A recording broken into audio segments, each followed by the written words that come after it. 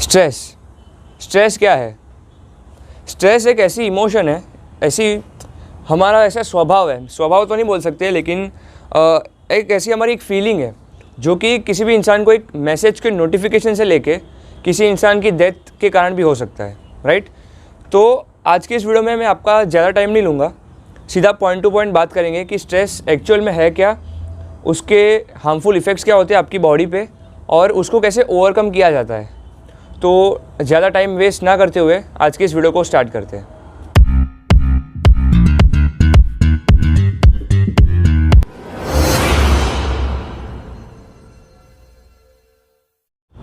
तो अगर मैं स्ट्रेस को बहुत ही नॉर्मल शब्दों में अगर मैं डिफ़ाइन करूँ तो एक ऐसी फीलिंग जो कि हर इंसान के लाइफ में एक ऐसा फेज़ आता है जहाँ पे आप बहुत ही सैड होते हो, बहुत ही डिप्रेस्ड होते हो, आपको गुस्सा भी बहुत आता है, तो और आपका माइंड जो होता है बहुत ही कंफ्यूज होता है कि मैं कहाँ पे फोकस करूँ, यहाँ पे या तो ये जो मेरा टेंशन है उस पर, राइट?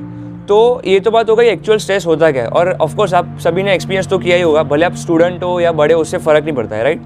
तो अब बात करते हैं कि इसके कारण, स्ट्रेस के कारण आपकी बॉडी पे कितने ख़राब इफेक्ट होते हैं।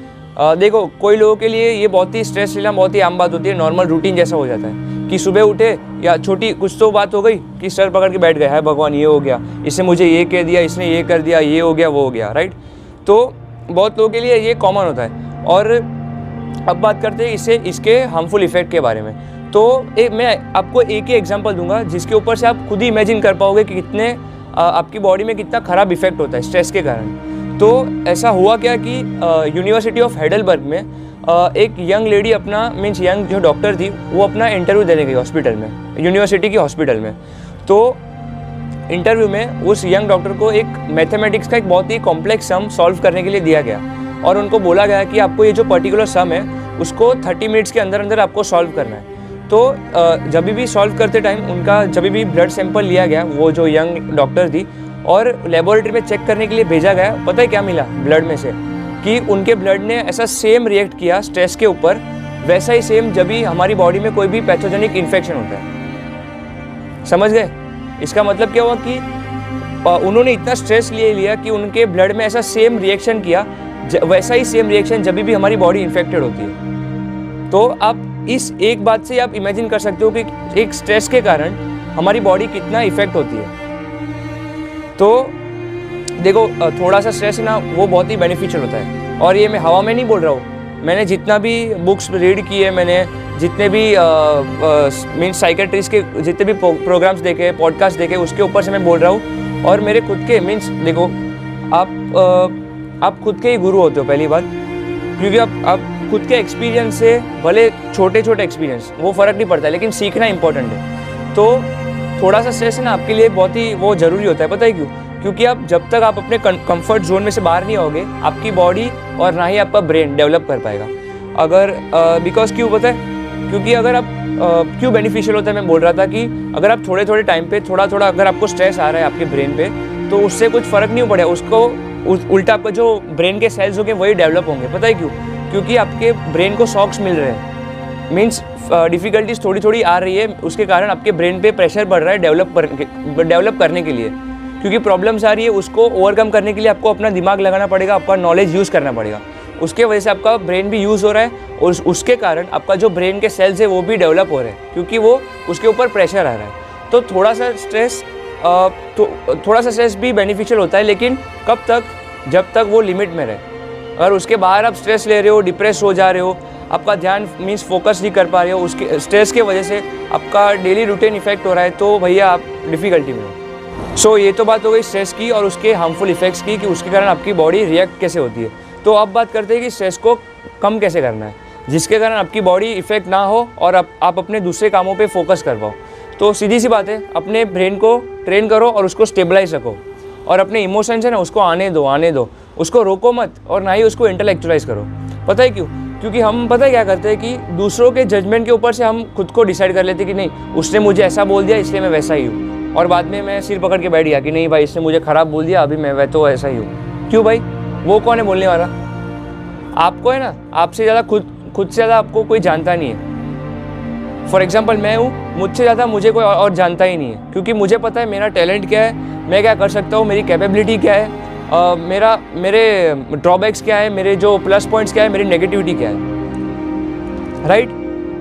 भले आपका जितना भी पर्सन आप कितना भी क्लोज हो, लेकिन आप खुद से ज़्यादा आपको कोई नहीं जानता है, क्योंकि आपके दिमाग में क्या चल रहा है वो आपको ही पता है, और आपको ही पता है कि मुझे आगे क्या करना है, मैंने क्या डिसाइड करके रखा है और मुझे कैसी ट्रेनिंग करनी है, राइट। तो ये तो बात हो गई कि हम खुद के दूसरों के ऊपर से हम खुद को परख लेते हैं, राइट। तो ऐसा बिल्कुल भी नहीं करना चाहिए, क्योंकि आप ही अपने आपके सबसे बड़े गुरु हो। और दूसरी बात, मैंने बात बोली कि इमोशंस को आने दो, उसको रोको मत। पता है क्यों? क्योंकि जैन बुद्धिज़्म के इंट्रोस्पेक्टिव मेडिटेशन के एक बहुत ही बड़े डिसाइपल हुए जिनका नाम शोमा मोरिटा था। उन्होंने खुद की एक अपनी थेरेपी इन्वेंट की जिसका नाम मोरिटा थेरेपी थी। उन्होंने मीन्स ये जो थेरेपी है उसका बेसिक प्रिंसिपल्स क्या होते थे कि अपने इमोशंस है ना उसको मीन्स कोई भी अगर उनके पास कोई भी क्लिनिक में अगर पेशेंट आया जिसको डिप्रेस्ड है, वो मीन्स ऐसा स्ट्रेस में है, उसको पता है वो कैसे ट्रीट करते थे? उसको बोलते थे कि देखो ऐसे ही दुनिया में ऐसे बहुत सारी थेरेपीज़ है जिनमें अपने इमोशंस को कंट्रोल करना सिखाया जाता है, लेकिन एक इकलौती यही एक मोरिटा थेरेपी है जिसमें आपको ऐसे बेसिक सिखाए जाते हैं जिसके कारण आप अपने इमोशंस को आने देते हो, उसको रोको मत। वो क्यों इमोशंस को नहीं रोकना चाहिए वो भी मैं आपको बताता हूँ कि इमोशंस एक क्लाउड की तरह है। जो फीलिंग्स होती है ना, क्लाउड्स आते हैं, हवा आती है, चले जाते हैं, राइट। तो वैसे इमोशंस आएंगे, चले जाएंगे, हैप्पीनेस हो, सैडनेस हो, कोई फ़र्क नहीं पड़ता है, चले ही जाएंगे। तो और एक फैक्ट अपने दिमाग में डाल दो कि लोग उनको जो मन में आएगा वो बोलेंगे, जो मन में आएगा वो करेंगे। अगर आप ऐसा दिमाग में अगर एक ये भी घुसा के रख दो कि उनको जो भी बोलना है बोले, मैं तो भाई सिर्फ अपना काम करूँगा, मेरा जो गोल है, मेरा एम है, उसके ऊपर मैं फ्लो की तरह चला जाऊँगा। क्योंकि अगर जब तक मैं उनकी बात जो वो जज कर रहे हैं मुझे, जो कोई भी है कुछ भी बोल रहे हैं, नेगेटिविटी है, उसके ऊपर जितना भी मैं ध्यान दूंगा उतना ही मैं अपने गोल से हटते जाऊँगा। तो ये दिमाग में डाल दो कि कोई कुछ भी बोले, मुझे सिर्फ अपना काम करना है, बस दैट्स इट। बाकी कुछ दिमाग में मत रखो। और ये बात ही बहुत ही ज़रूरी है, अगर आपकी लाइफ में भले छोटा तो छोटा लेकिन टेम्पररी एक गोल सेट होना चाहिए। पता है क्यों? क्योंकि जब तक आपके दिमाग में एक गोल सेट होता है तब तक आप उस पे गोल पे ही फोकस करते हो, आपके दिमाग में और कुछ आता ही नहीं। आप बस आप इमेजिन करो, अगर आप स्कीइंग कर रहे हो तो आपका ध्यान कब क्या होगा? आप प्रेजेंट में रहोगे, फ्यूचर में रहोगे या पास्ट में रहोगे? क्या आप ऐसे सोचोगे? समझो कि मैं स्कीइंग कर रहा हूँ और मैं सोच रहा हूँ अरे यार मैं घर पे जाकर क्या खाऊंगा, चाय के साथ क्या बिस्कुट खाऊंगा कि ये खाऊंगा, चिवड़ा, वो कुछ भी है, वो मैं सोचूंगा। या पास में अरे यार मुझे ये हो गया, मैं फेल हो गया, मुझे कम मार्क्स आ गए, ये सोचूंगा कि मैं स्कीइंग पे ध्यान दूंगा, मेरी मूवमेंट्स पे ध्यान दूंगा ना, कि मुझे मेरा पैर ऐसे सेट करना है, ऐसे सेट करना है, मुझे स्कीइंग कैसे मूव करनी है, ये ध्यान रखूंगा ना। क्यों? क्योंकि मैं प्रॉपर मीन्स ऐसे मैं फ्लो में हूँ, मुझे उस पर ही फोकस करना है और मेरा माइंड उसी पर ही फोकस करेगा। वैसे ही फ्लो के साथ चले जाओ और एक गोल सेट रखो, क्योंकि जब तक आपके पास गोल होगा आपके पास एक ड्राइविंग फोर्स होगी कि मुझे इसके तरफ खींचे चले जाना है, और बाकी आपकी जो जितनी भी नेगेटिविटी है वो आपसे दूर रहेगी। और जितना हो सके अपने दिमाग को स्टेबलाइज रखो, क्योंकि अगर मैंने एक बार मेरा जो माइंड है वो अनस्टेबलाइज हो गया तो उतना ही प्रॉब्लम मेरी डिसीजन मेकिंग में होगा और उतना ही मीन्स मेरा जो फोकस है वो भी मेरे काम पे से हट जाएगा।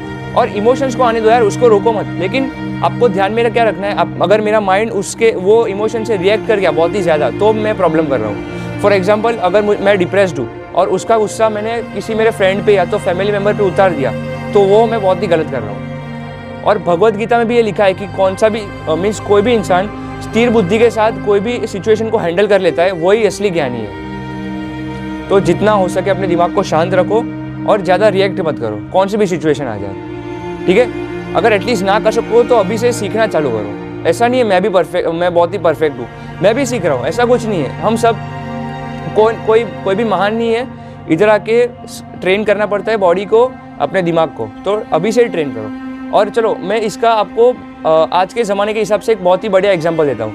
आपने महेंद्र सिंह धोनी का नाम तो सुना ही होगा, MSD कैप्टन कूल। उसका कभी टेम्परामेंट देखा आपने? कितना कूल है वो दिमाग के मामले में, पर्सनैलिटी में नहीं। वो तो है ही, वो चलो छोड़ो, वो तो है ही, लेकिन कितना माइंड से कितना कूल है वो। जब भी वो फील्ड पे खड़ा होगा आपको पता नहीं चलेगा कि कभी भी वो प्रेशर में है कि नहीं। बहुत ही ज़्यादा रिएक्ट भी नहीं करता है वो, और ज़्यादा सैड भी कभी नहीं होता है। स्टेबलाइज्ड माइंड एकदम काम होता है, डिसीजन मेकिंग भी उसका परफेक्ट होता है। और जो लोग बोलते हैं ना क्रिकेट में क्या इतना, भाई फील्ड पे खड़े रह के देखना एक बार कितना प्रेशर होता है, और खुद की कंट्री को इंटरनेशनल लेवल पे रिप्रेजेंट करना वो बहुत ही बड़ी बात होती है। और इस मूवमेंट पे आप अगर प्रेशर आपका मीन्स ये तो बहुत कॉमन सी बात है, अगर मैं भी होऊंगा तो मेरा भी ऐसे रिएक्ट हो जाएगी, और शिट अभी मैं क्या करूँ, हार्ट बीट फास्ट हो जाएगी। लेकिन उसको कभी देखा है आपने, उसके चेहरे पे से लगता है कि वो प्रेशर में है, नो डाउट आता होगा, लेकिन वो रिएक्ट ज़्यादा नहीं करता, अपने माइंड को स्टेबलाइज और कूल रखता है, इसलिए आज वो दुनिया का सबसे सक्सेसफुल कैप्टन है, उसके पास 3 ICC ट्रॉफीज़ है। सो गाइस, आफ्टर ऑल यही एक बात सामने आती है कि कौन सी भी सिचुएशन हो, आपका जो माइंड उसका शांत रहना बहुत ही ज़रूरी है, क्योंकि एक बार वो भटक गया तो बाद में सब खत्म। क्योंकि आप प्रॉब्लम्स के टाइम पे डिसीजन मेकिंग आपकी कितनी एक्यूरेट होती है उसी पे डिपेंड होता है। तो कौन सी भी सिचुएशन आने दो, अपना दिमाग है उसको ट्रेन करो, उसकी ट्रेनिंग करो, उसको इतना कैपेबल बनाओ कि वो कौन सी भी सिचुएशन में शांत रहे, स्टेबलाइज रहे। तो आज के लिए बस इतना ही, एंड अगर आपको ये वीडियो अच्छा लगा हो तो please like share and subscribe. मिलता है इसकी नेक्स्ट वीडियो में, तब तक के लिए बाय बाय, और वीडियो देखते रहना।